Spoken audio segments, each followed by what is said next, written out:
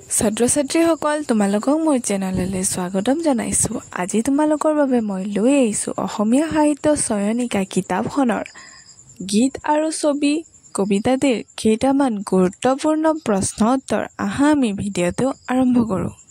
১ number হৈছে চমু উত্তৰ দিয়া। কটো হ'ল কেনে গীত আৰু কেনে ছবিক কোনোৱে ভাল নুবুলে।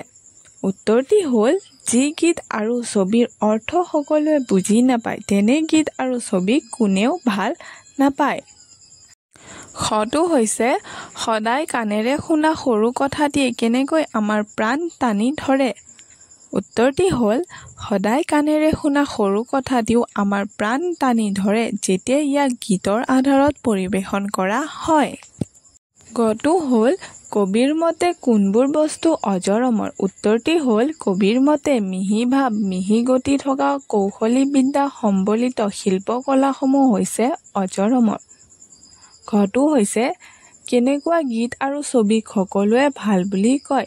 উত্তৰটি হ'ল যি গীতে নুবুজাজনৰো হৃদয় জুৰায় আৰু যি ছবি নজনাৰো মনত সোমায়, অৰ্থাৎ যি গীত আৰু ছবিয়ে সকলোকে আনন্দ দিয়ে তেনে গীত আৰু ছবিক সকলোৱে ভাল পায়।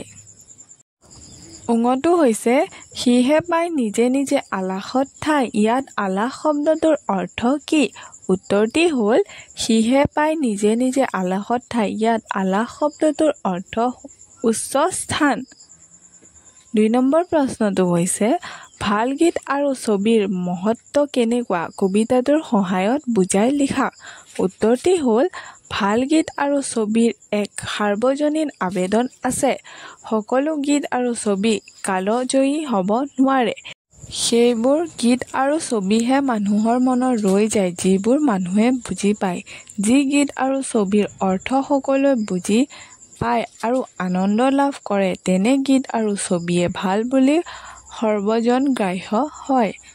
সকলো শিল্পকলাৰে থকা দৰে গীত আৰু ছবিতো কৌশলী বিদ্যাৰ প্ৰয়োগ থকা উচিত। মিহি ভাৱ আৰু মিহি গীতিৰ কৌশলী বিদ্যা প্ৰয়োগ হোৱা গীত আৰু ছবিয়ে সকলোৰে প্ৰাণত ঠাই পায়। গীত আৰু ছবি কবিতাটোত কবিয়ে এনেদৰে সুন্দৰভাৱে ভাল গীত আৰু ছবিৰ মহত্বৰ বিষয়ে বৰ্ণনা কৰিছে।